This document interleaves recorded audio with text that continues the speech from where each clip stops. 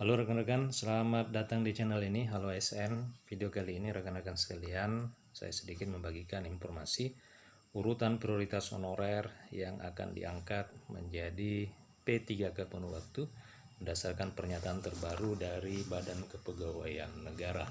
Tentu melalui skema optimalisasi. Diketahui bersama bahwa skema optimalisasi ini adalah kebijakan terbaru yang akan diambil oleh pemerintah dalam rangka mengatasi persoalan tenaga honorer.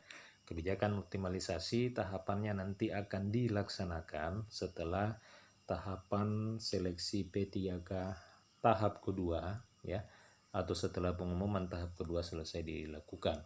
Tahapan optimalisasi untuk mengisi jabatan atau formasi yang kosong tentu semua honorer baik yang mengikuti seleksi P3K pada tahap 2 dan tahap 1, tentu juga semua honorer yang tidak terdata maupun yang terdata di database memiliki kesempatan yang sama di dalam mendapatkan kebijakan optimalisasi ini.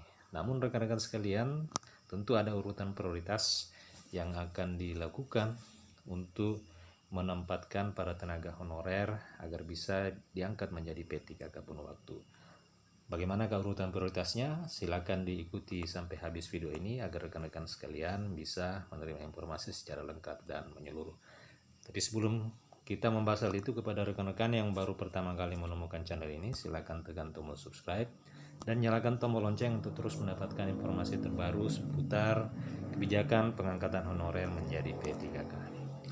Rekan-rekan sekalian, honorer kategori 2 tentu menjadi salah satu bagian dari honorer yang mendapatkan prioritas untuk mengisi formasi P3K penuh waktu jalur optimalisasi.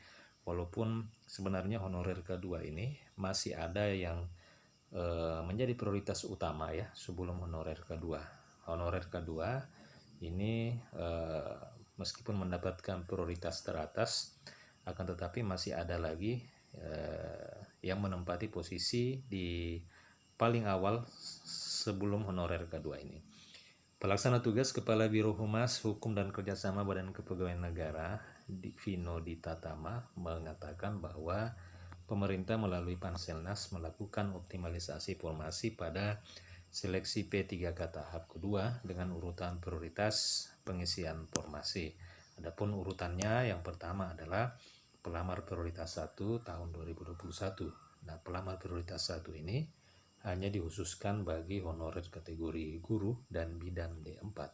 Kemudian setelah itu baru diisi oleh honorer dengan status kategori 2 atau THK 2, tentu yang memiliki kualifikasi sesuai dengan jabatan atau formasi yang kosong.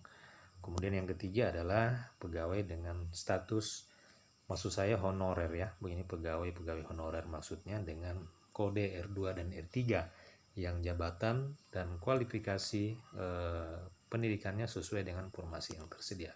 Kemudian urutan yang keempat adalah pegawai non-ASN atau honorer dengan yang tidak terdata di database BKN namun memiliki pengalaman minimal 2 tahun. Lalu prioritas yang kelima adalah lulusan prajabatan atau PPG bagi honorer guru. Nah, demikian 5 urutan prioritas honorer yang bisa mengisi formasi P3K penuh waktu pada tahapan kebijakan optimalisasi. Demikian info kali ini rekan-rekan sekalian. Jika ada pertanyaan dan tanggapan, silakan tuliskan di kolom komentar video ini. Terima kasih. Sampai jumpa di video berikutnya.